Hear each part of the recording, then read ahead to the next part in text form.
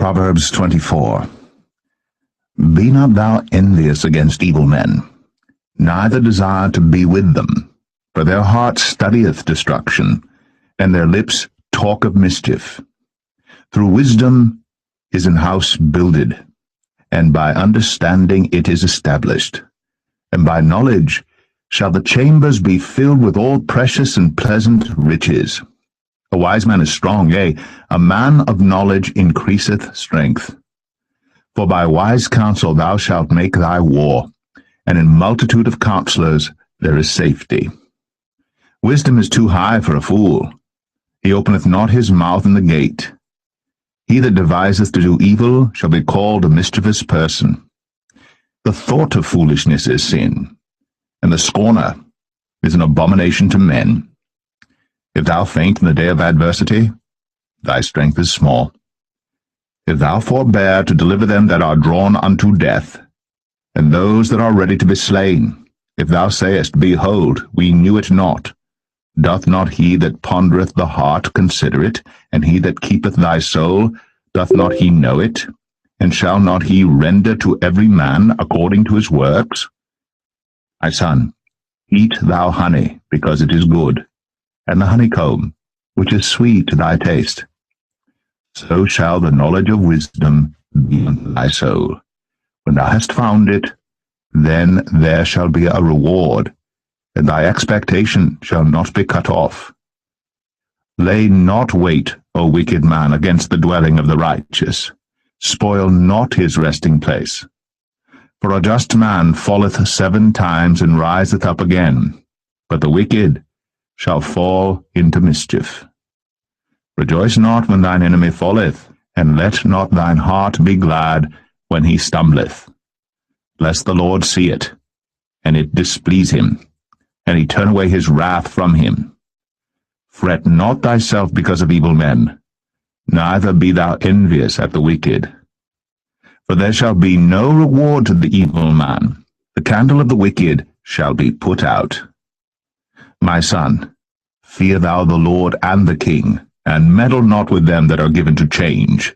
For their calamity shall rise suddenly, and who knoweth the ruin of them both?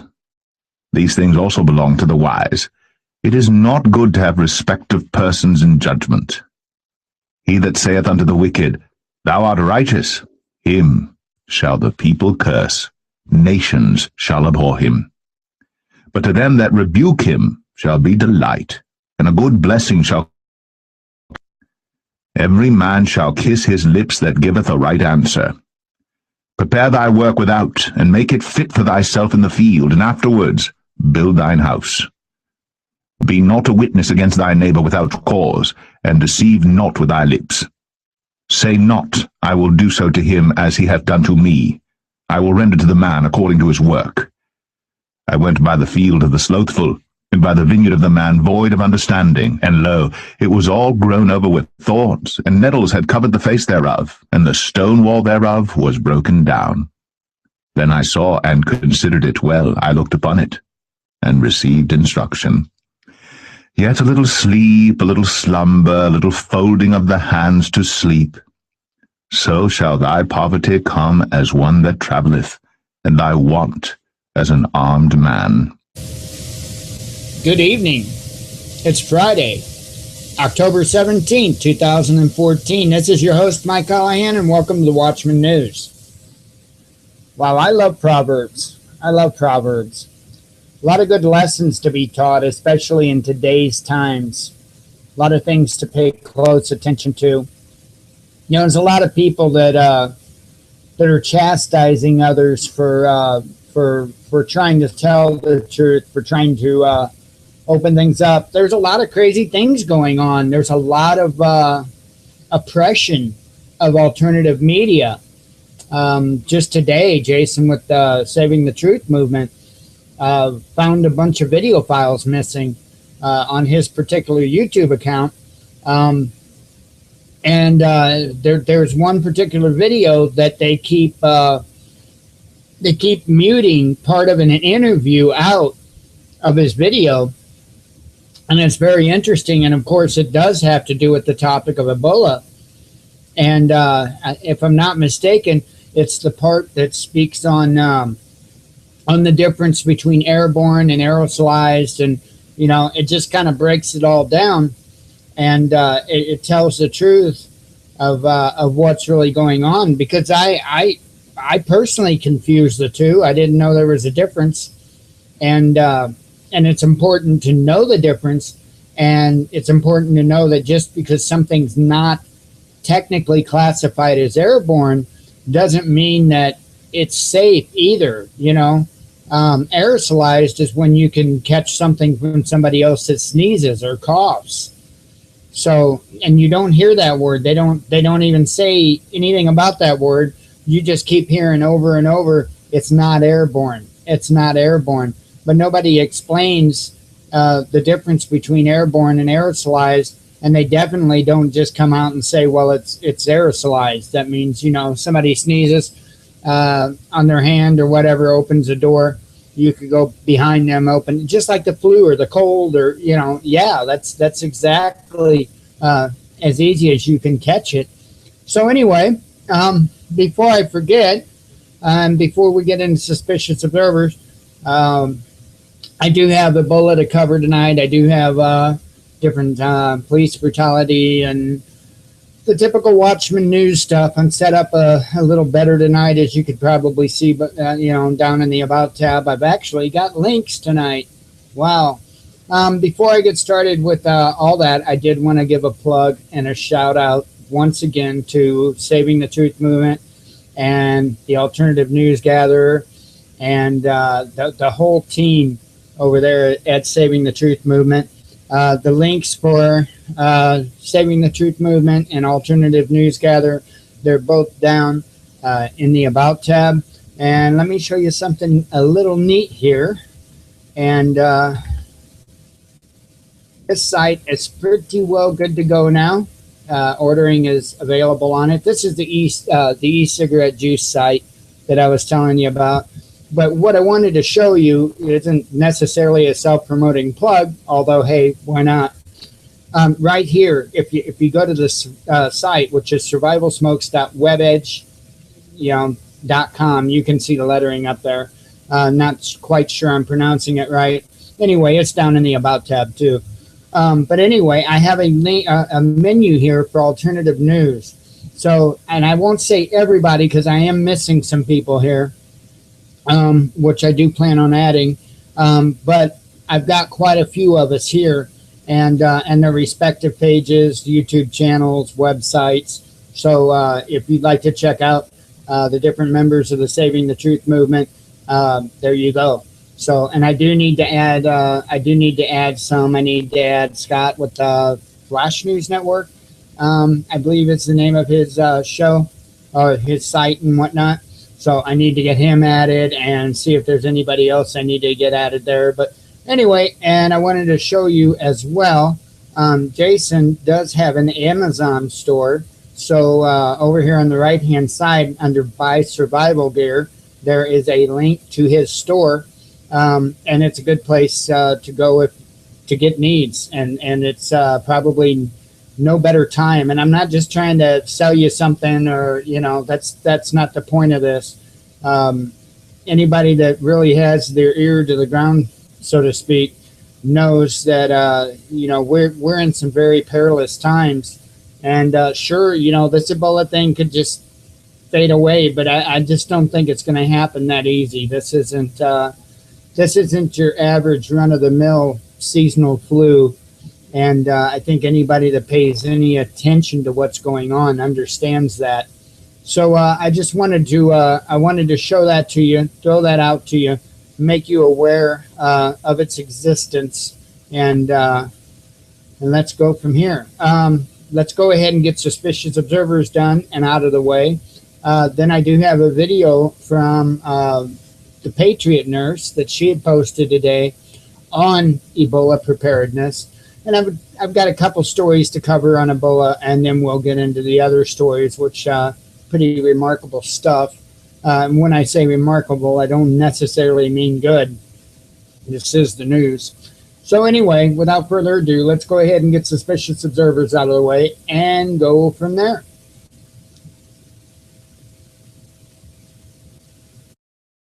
Good morning, folks. Just quick highlights this morning because I've got to get up to Arlington to meet with Dr. Kong Papa Uyen. Long time coming. Anyway, 2 nights ago in the evening news, we remarked that such large umbral fields were highly unstable and likely to fire again. They did that yesterday as an M4.3 class solar flare erupted in spectacular fashion, and the planetary-based uptick comes through again. Just like the M2 blast from days ago, this eruption is not Earth-directed, but it sure is incredible to watch and to see just how effective some of those planetary geometries can be on our star. Now, while this eruption is not heading our way, the sunspots producing these eruptions are finally coming into view. They are still on the limb, but looking very menacing. The other top sun story is the coronal holes. The Earth-facing opening is just moderately powerful in green, but the red indicates that the incoming opening is extremely powerful, and furthermore, it's coming in on the equator. So the northern opening faces us today, while that incoming dark transequatorial opening has the majority of the power. 2 top stories. First, they have just discovered that a 2005 energy surge at Cassini was due to an electrostatic particle beam from Hyperion, which, for those new to the electrical connection theories, is a slow plasma discharge, a mini cosmic thunderbolt, if you will.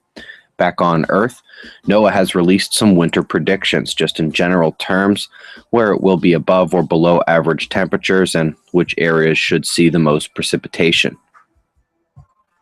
Top quakes of the day were unusual location rumbles in the Caribbean, Cayman Islands, and way north in the Norwegian Sea just off the coastline.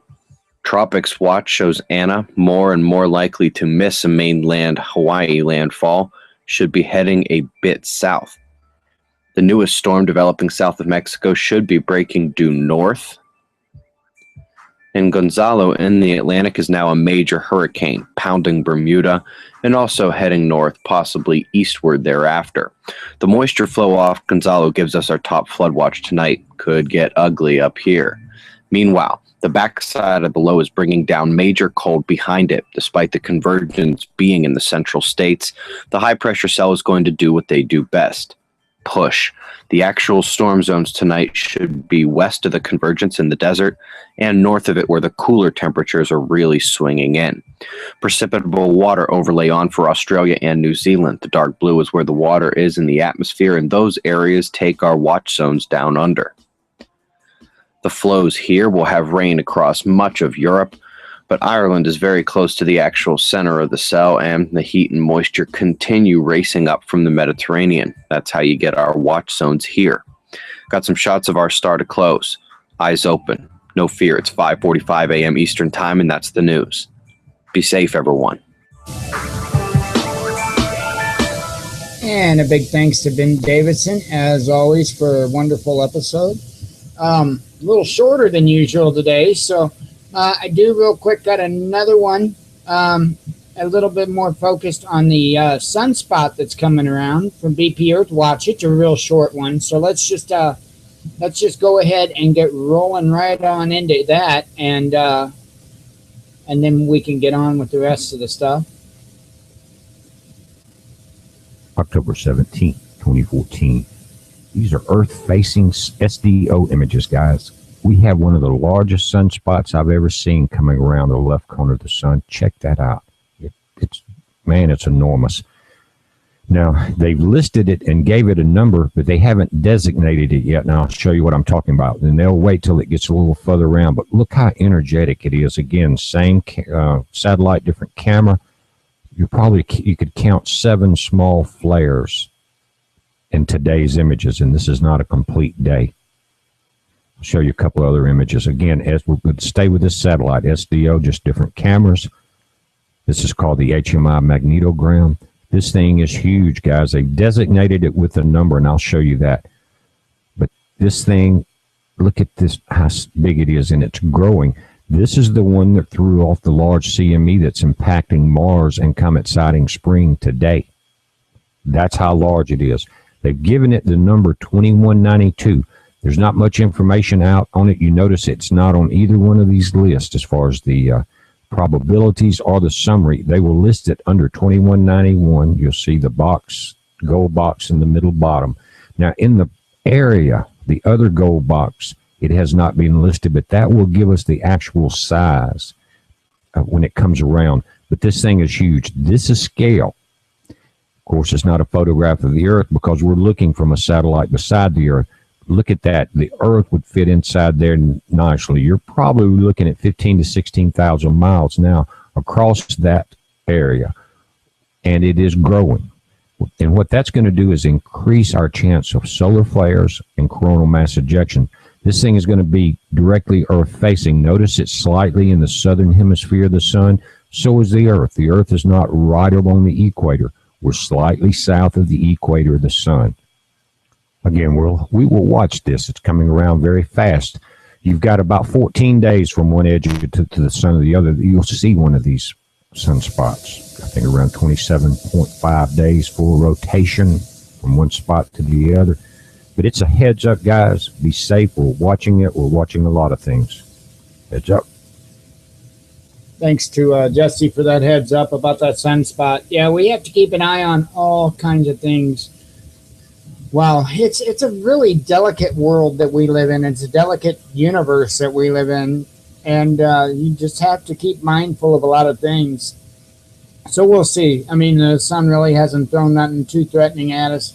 Like a couple of years ago, it did. The Earth luckily missed it.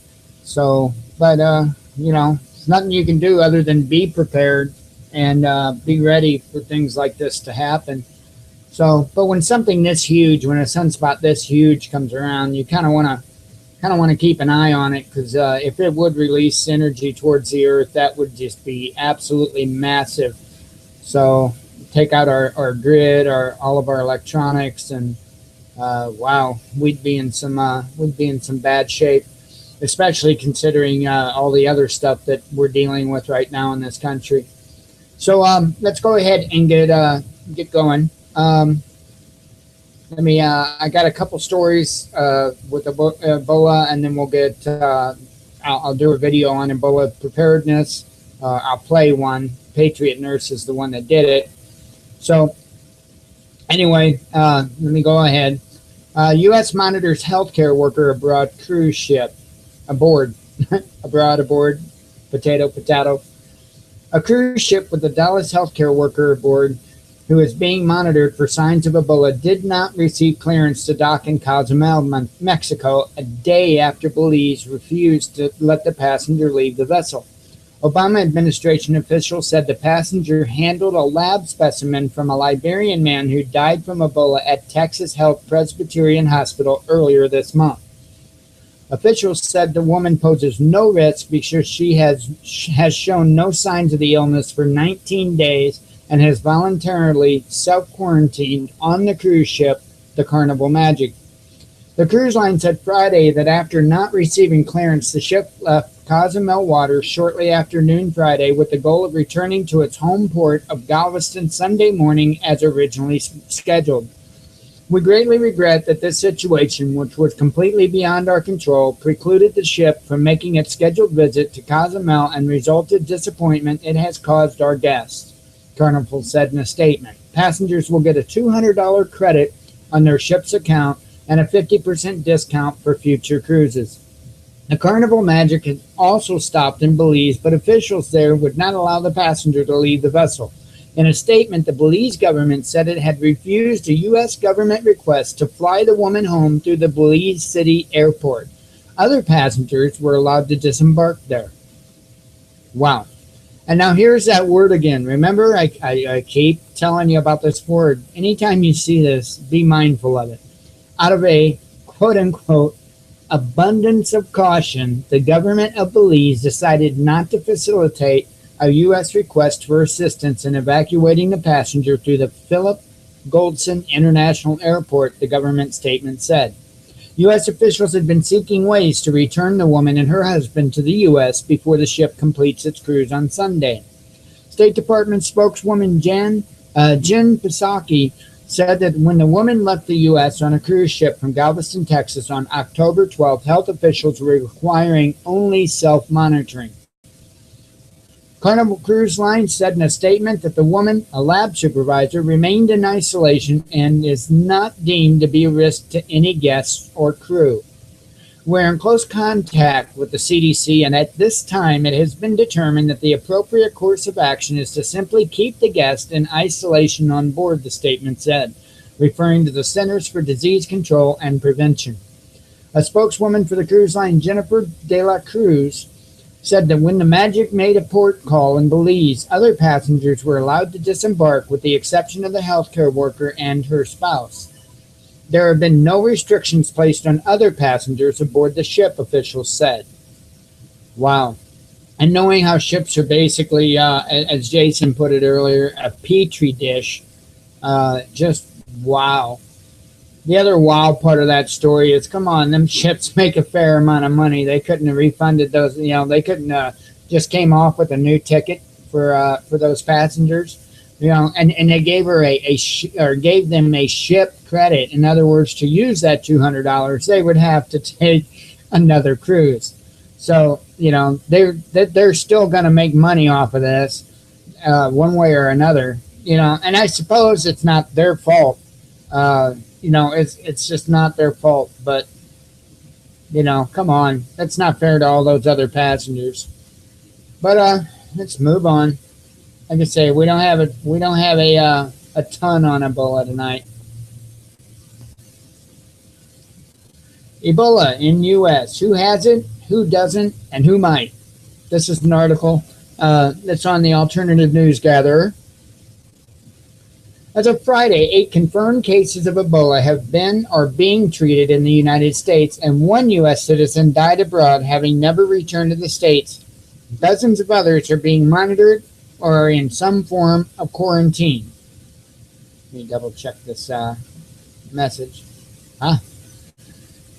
Here is a breakdown of the U.S. Ebola cases and precautions as of Friday, October 17th. Cases in which full Ebola tests were conducted and found negative, or in which Ebola was ruled out at the outset, are not included on this list. And I'm not going to give you the whole list or anything like that. The link's down in the About tab, but I'm going to show you. It was nicely done. The 8 confirmed cases of Ebola. Of course, it starts out with Dr. Kent Brantley, Nancy Wright-Bowl, Thomas Eric Duncan, Amber Vinson, Nina Pham, Dr. Rick Sakra, Ashoka Mukpal, and apparently there's somebody that no name,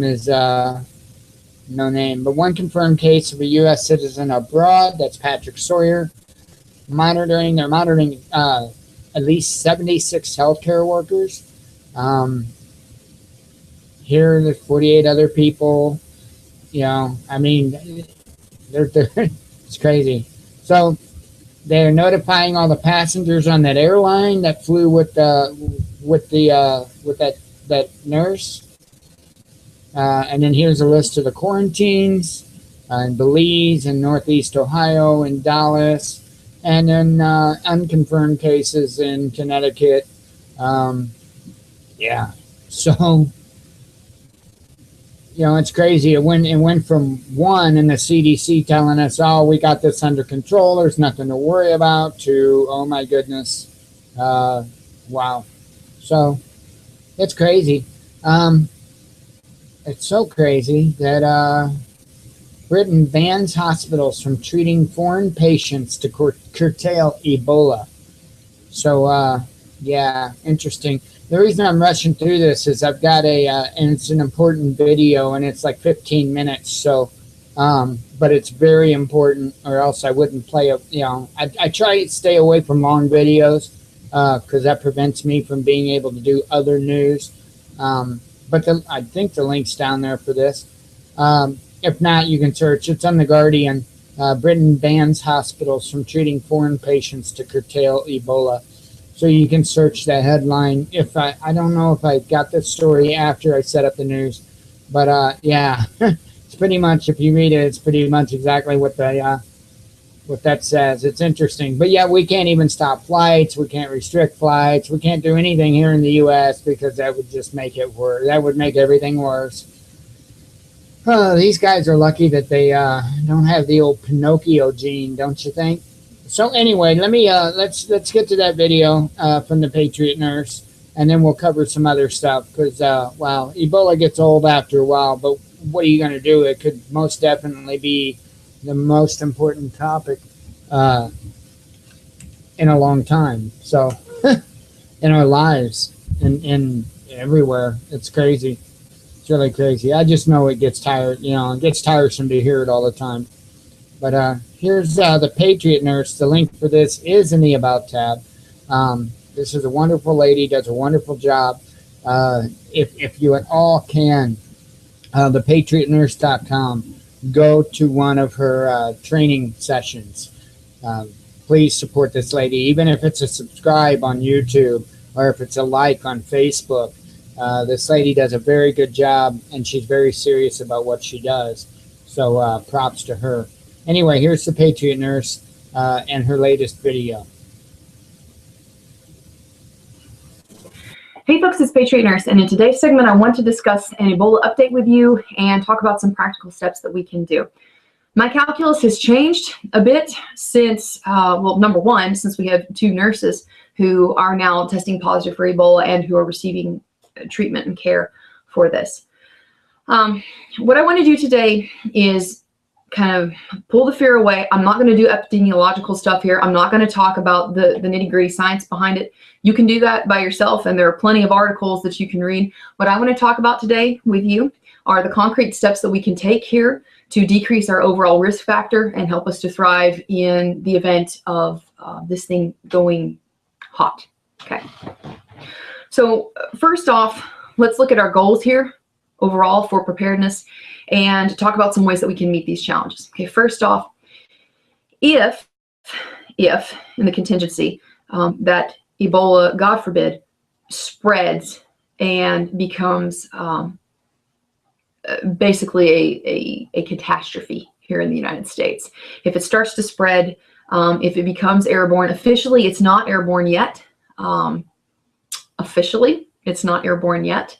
But in the event that we are looking at this disease that has anywhere between a 50 to 70% mortality rate spreading here in the United States, we need to be able to do a couple of things. First off, we need to be able to meet our needs outside of, number one, external assistance from the government. And number two, we need to be able to basically shelter in place. We need to be able to stay in our safe zone and not venture out if we can.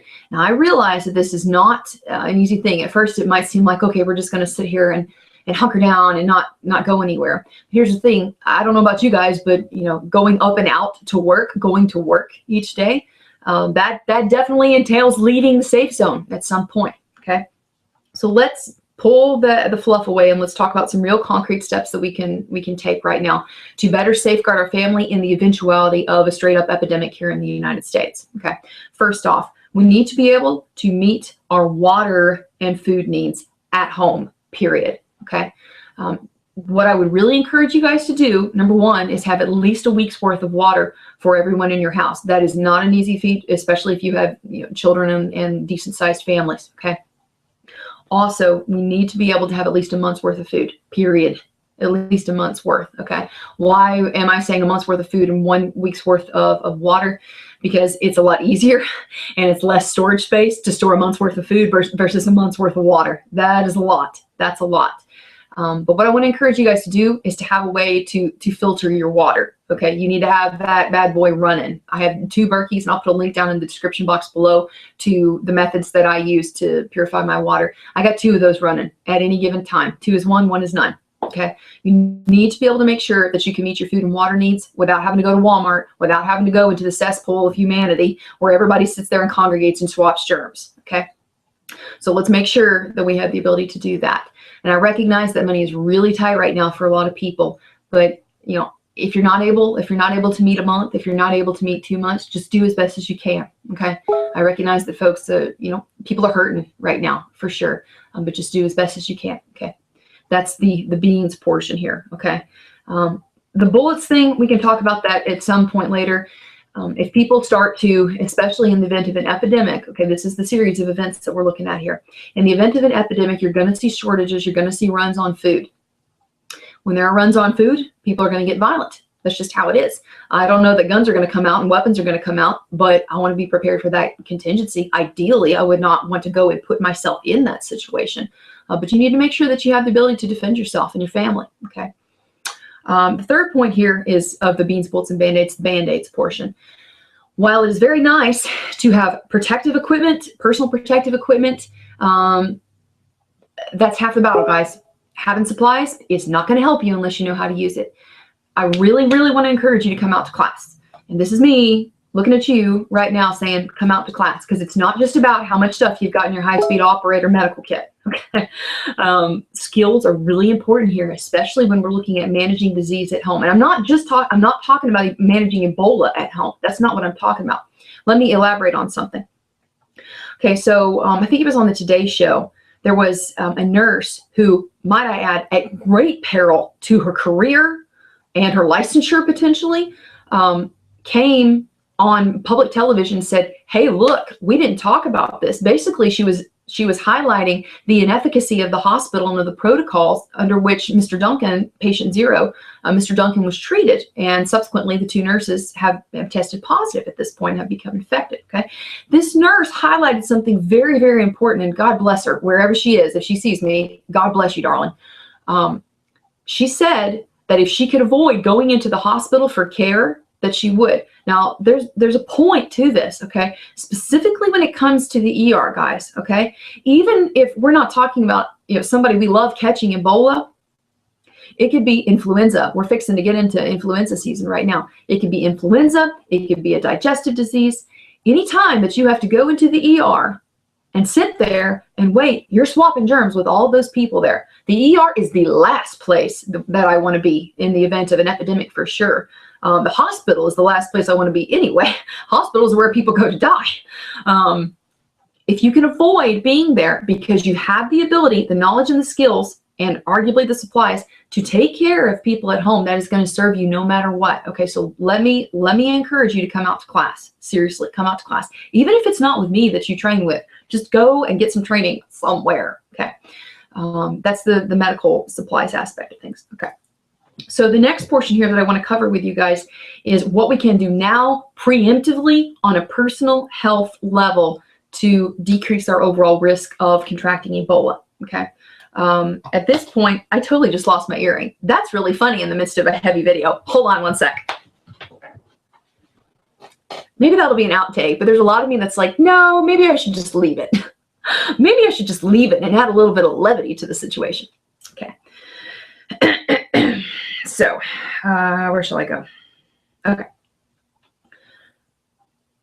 At this point, Ebola is not spread officially through airborne means, okay? It's spread through direct contact, right? With body fluids going onto a skin or getting in somewhere.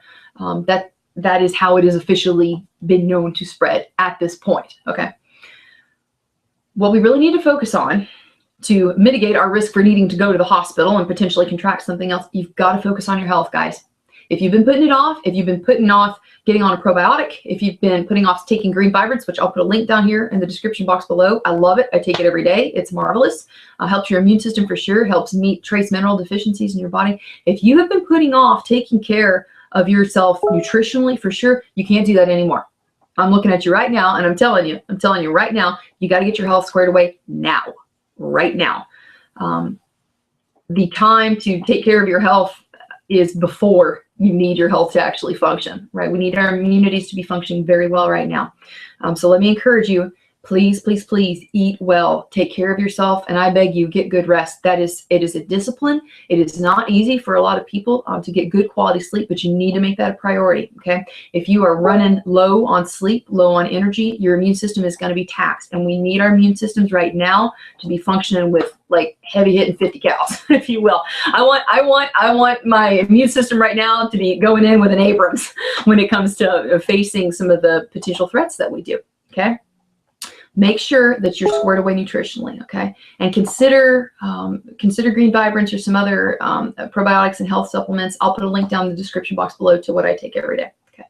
But also be religious about washing your hands. Wash your hands, wash your hands, wash your hands. Wash your hands, wash your hands, wash your hands. Seriously. Please, when you get home, the first thing that you do, drop your shoes, drop your stuff, drop it. Drop it right there. Go in and wash your hands and be diligent with your kids. Be diligent with folks who are out and who go out in public a lot, okay? When you come into your house, the first thing you need to do is to check your stuff at the door and go wash your hands. But ideally, we need to be washing them throughout the day, okay, with soap and water. Ideally. Okay. So really this video has three facets of approaches here. Number one, get your beans, bullets, and band-aids squared away now. Okay. Number two, make sure that you're squared away, your body's squared away nutritionally, and that you're taking care of yourself. But three, let me tell you what I do. Okay. I don't have the ability, because of what I do, because I'm traveling every 2 weeks to go and teach. I don't have the ability to segregate myself away from the general populace in many cases, right? I have to go up and fly and go train and go teach people. Okay. So what do I do when I'm in the airport? First off, I carry a bottle of thieves oil with me. It's generic thieves, which I'll put a link down in the description box below. And I dilute it and I'll put it on my wrists, put it behind my ears, and I'll put a straight up drop on my scarf. I keep my neck warm. Keep your neck warm whenever you're traveling, because that's where a lot of the malevolent nasties like to sit here when you get, lovely viruses, etc. They love this part of your body right here, the upper respiratory tract. So I'll put a drop of thieves oil on my scarf, and I'll breathe it. When I get on that plane, I'm breathing it like crazy. But also, if you get on planes, like, just try as best as you can. If you have like some sanitary wipes, wipe the handles of the seats next to you as best as you can. Try and limit the amount of contact, physical contact, that you have with high traffic areas like the bathroom or shutter on a plane, the bathroom, the handles for your seats, the overhead bin hinges, right? Just try and like not touch them if you can. That's not easy, but I'm just giving you some practicals here. This is what I do, because I have to, be up and out and going to do stuff. Let me say this about class, because I've had to think ahead about this a bit. If you're considering coming to class, do not delay. Yeah, don't delay in coming to class. If there is, for whatever reason, God forbid, a federal directive that transport is halted, mass transit is halted, curtailed, or limited, it may affect my ability to get up and go out and teach. So that being said, I'm teaching in White Plains, not this weekend, but next weekend, October 25, 26, and Lakeland, Florida, in the middle of December. It's a Friday, Saturday class, okay? And those are the last 2 for this year. So if you're thinking, maybe I should, this is your chance. Do it now. And, you know, clearly I want people to come out. I want you to train. But in the event that airlines are not able to run flights, then I will not be able to go out and train people. So if you're on the fence, do it now. Do it now. So in a nutshell here, guys, pay attention to your nutrition, pay attention to your beans, bolts, and Band-Aids. Try and shoot for being able to be self-sufficient. What I don't want for you guys, what I don't want is you having to get up and out and go to Walmart with the horde of people who could potentially be carrying stuff. I don't want that to happen. What I also don't want to happen is your family is sick, and because you don't know how to deal with it, you end up having to go to the ER for something you otherwise wouldn't have, okay? And if you go to the ER, you may be fine when you go in, but you run the risk of potentially contracting something from people who are sick and in need of emergency assistance, okay? So this is what I really want to focus on with you guys. And let's do this together, okay? I know that this is a lot of information. I know that right now there are a lot of people who are very concerned. And what I want to do here is to kind of pull the emotion away for a second and be clear and rational and decisive about this. Your homework for this video, if you will, your homework for this video, I want you to sit down and I want you to look at where you're deficient. Water filtration, food stored up, taking care of yourself nutritionally. I want you to look at where you're deficient, okay? And then I want you to take steps to address that in some way. Some of you may end up going and buying food or water. Some of you may end up coming to class. Some of you may end up searching out, other ways to meet some of your needs, okay? But what I want you to do is to figure out something that you can do here concretely based on what we've talked about today and go do it, okay? Go do it. Be decisive. Stay frosty. Stay frosty about it and go do it. So I hope that was helpful for you guys. I'm going to try and do as many updates as I can. Physically, I've had some challenges in the past few weeks for sure. I'm running a little bit low, which is why I'm really trying to take care of myself. So I hope it was helpful for you guys. If you enjoyed the video today, please subscribe to me, like me on Facebook, and follow me on Twitter. Also, check it. Come to class. Right here, you get a lovely colored handout here from Medical Prep 101 and 201. Come out October 25th and 26th is White Plains, New York. And December is Lakeland, Florida. And I got some more classes up on the website. Check it all out on the website. The course descriptions, everything is there. ThePatriotNurse.com. And I hope to see you guys in class. Come out to class. Love to put some good hours in working with you guys. I hope it was helpful for y'all. And for now, it's Patriot Nurse signing off. And I'll see y'all later. Bye. Thanks to Patriot Nurse for another good video. I hate playing videos that long during the show because it takes up so much time. But she had so much important and valid information there. And it's coming from a medical professional. So I do want to add though to that okay, she again used that term airborne and talked about it not being airborne. It is ultimately important for you to know the difference between airborne and aerosolized, okay? Because if you don't really know the difference between the two, you don't understand that it's still, again, I'll repeat myself, you can catch it just like you catch the flu or the cold or anything else. You like that, you can catch it. It's a virus that you can catch from somebody else sneezing or coughing on something, you touching it, you rubbing your face or your eyes. So, keep that in mind. Understand the difference between airborne and aerosolized. She's a medical professional, so she was very correct with what she was saying, but at the same time, sometimes for us laymen, it has to be dumbed down a little bit, and I wish people would use that term aerosolized a lot more and be more explanatory about it, because it's a dangerous situation. So let's get off the Ebola topic. People's probably going, wow, thanks, finally. So here's something crazy, and there's not a lot that's really on the thing. I'm going to play the video that comes, but a cop pulls gun on woman in labor. Wow. It's ridiculous. Absolutely ridiculous. And there's a video. It's just a short little clip. I'll play it so you can hear what happened. It's crazy. I've got more stories kind of related to this to go into. A couple in Iowa says police held them at gunpoint. That is until they realized the woman was in labor. The husband in this situation admits he's speeding. It's around 4 a.m. His wife's in labor. So what are you going to do? You're going to race to the hospital, right? He didn't even stop when a cop tried to pull him over. So his wife called 911 during this chase, but the operator says she couldn't understand her. Eventually, police used tire spikes to stop them. I was in the middle of the highway having contractions with guns pointed at me. So I'm kind of caught between these police officers telling me to get on my knees and my wife here. I'm thinking that the baby's going to be born in the street. I mean, can you imagine? Which way would you go? You're going to make sure that wife is okay, right? So she made it to the hospital. She is okay. And beautiful little Hazel right there was born, a healthy, lunged baby. Police say if you're in this situation, you should call for help before you leave to avoid something like this. Now, wait a minute here. You should wait. Aren't police supposed to use a little bit of restraint? So a vehicle is speeding, we automatically, with no suspicion of anything other than them, speeding and not stopping, so we automatically put people's lives in danger. I mean, spike strips pop the tires. They could have a wreck, flip the vehicle and die. Or get seriously injured or whatever the case may be. Why do we automatically, use worst case scenario when policing people and not understanding the situation? She was on the phone with 911.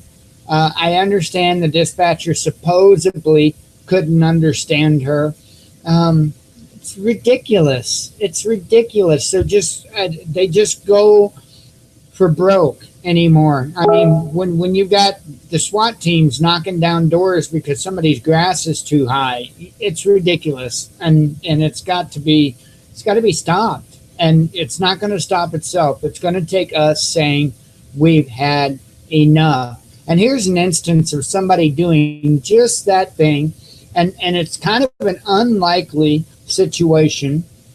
A man. It's an elderly African American, an old black man. I don't play with words. An old black man, and he so happened to be working on a lady's home, right? And he's in a wealthy neighborhood and all that. And this lady actually stuck up for him. I'll go ahead and read the article. Without any reason, the officer stopped the man and began to question him.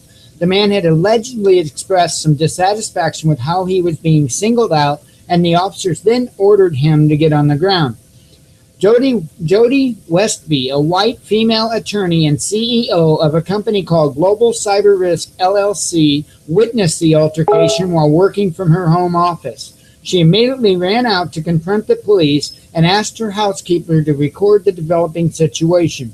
Westby quickly ran to the man's defense, saying that he was a friend and associate of many people in the area. The police informed Westby that they were responding to a report of burglary and said that they stopped to question the man to see if he had anything to do with the incident.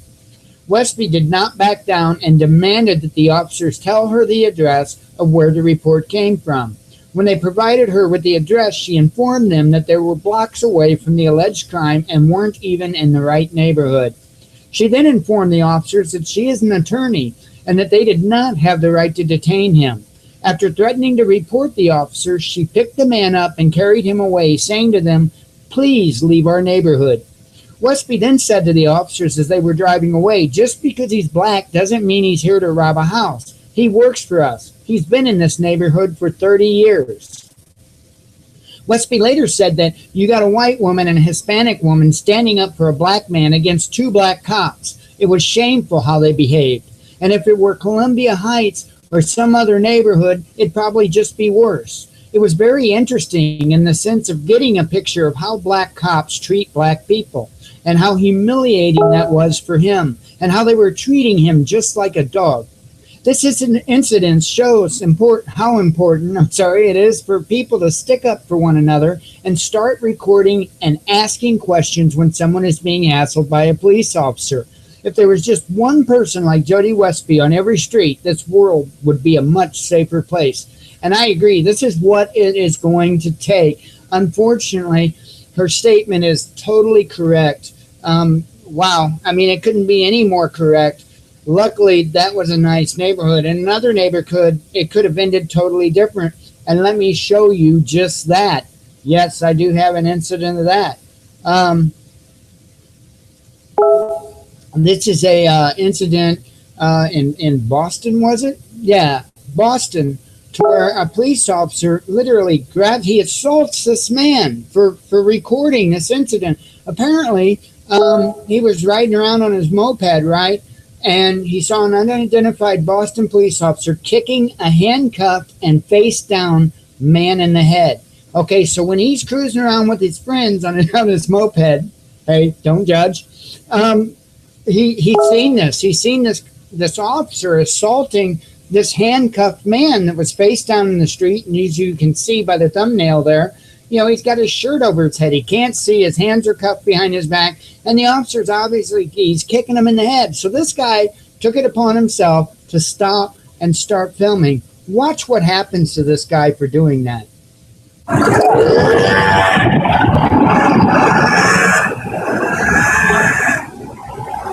for your help.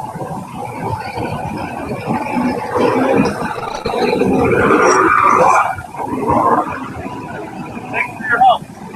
Move your car. Thanks for the help.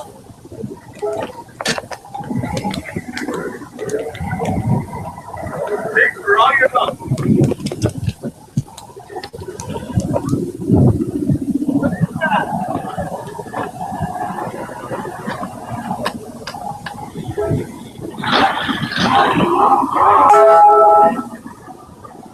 I'm not doing anything illegal. I'm not doing anything wrong. No, that's not. You got no idea what's going on.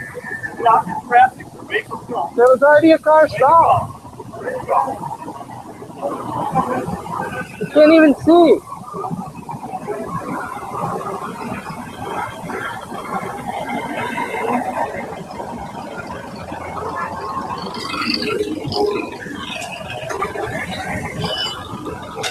That's evidence of a crime. That's evidence of a crime. Claims that it was evidence of a crime, takes the camera from him, right? And then breaks the camera, and then proceeds to wipe his elbow, his bloody elbow, on the man that was filming. Ridiculous. There's his phone. There's a picture of his phone where the officer had broken it. Wow. And then after the incident, Bickford called the Boston Police Department to report the misconduct in violation of his rights. The lieutenant he spoke to reportedly told him that the officer had every right to take his phone if he had believed that he filmed part of a crime. Unless this officer was trying to gather evidence of his own crimes to turn himself in, this explanation seems highly unreasonable. The lieutenant also asked Bickford if he was a lawyer and maintained an overall condescending tone throughout the call. I think we're used to that. If departments refuse to police their own police, it is time we all arm ourselves with cameras and police them ourselves. Always film the police. More on your rights when filming a police encounter can be found here. And there's a link there that tells you about filming or photographing the police, and that link is down in the About tab for this article. So I wanted, that was what I thought was so important about showing you this article, because this is the most, nonviolent way that we can put a stop to this. We can try this. We can try filming them. We can try getting it to stop in nonviolent means. I really hate to promote any kind of violence or anything like that. I'd love to be able to remain peaceful and stopping this militarization of the police. I just don't know if it's possible. I don't make that call. That's up to them. Whether or not they want to become humans and start being one of us and protecting and serving us again, instead of beating and assaulting and treating us like we're cattle. I don't know any other answers, but it's got to stop. And it starts with their training. They are being trained to do this. Police departments are purposely hiring police officers with low IQs, so I guess they're not even smart enough to know the difference between right and wrong. I mean, come on, and this has been up in court after court after court of this with the issue of with the police and filming, and it's ridiculous. It really is ridiculous. So anyway, yeah, it's every court case has been won that you have a right to film a police officer, and then they turn around and they do this, you know. And then you've got this issue. St. Louis police quickly turn a peaceful protest into a rights-violating brutality theater. And this has to do with the protest over there in St. Louis and then Ferguson and South St. Louis. And yes, that picture is correct. This is the face of fascism. Despite the dozens of cameras pointed at them, St. Louis police dressed in full stormtrooper gear assaulted peaceful protesters and continued to pepper spray independent journalists for filming it. Wow.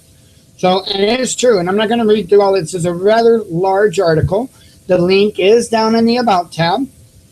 Another link from the Free Thought Project. This is it'll say extreme violations, freedom, speech, freedom, press, police, brutality continues, St. Louis. That link there will take you to this page. And yeah, there you go. You have a bunch of little short videos. I don't know if those are considered vines, I guess.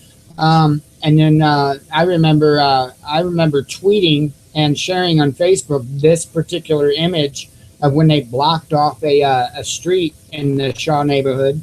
Here's another vine. A lot of stuff. The protesters going to the quick trip to where they got assaulted. Here's a video. It's amazing. This is from Luke Radowski of We Are Change. Sorry about the loud audio. That happens. But yeah, I mean, as you can see, I mean, wow. They took the guy back there, right? And you can imagine they weren't giving him roses or nothing.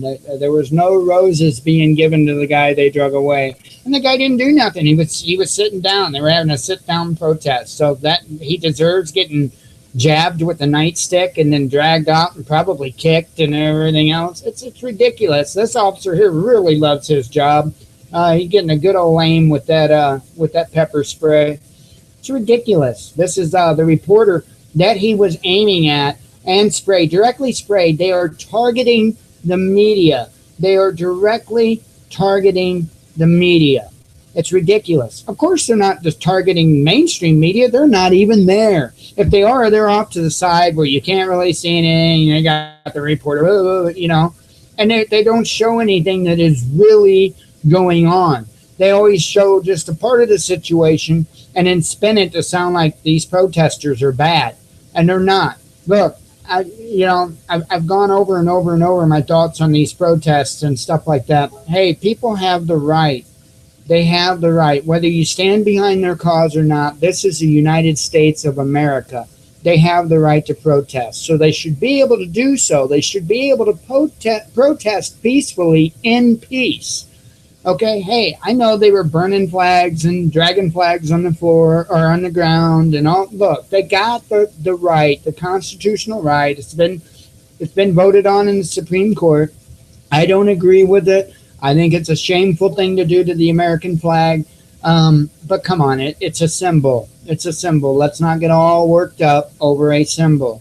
You know, I wouldn't be that upset if somebody was dragging around a St. Louis Cardinals flag on the ground or something like that because they lost or whatever. I don't know. I'm not into sports. I just know they lost. They're not going too bad. But anyway, I don't say that to make any Cardinals fans mad because if I did have to pick a team, it would be the Cardinals.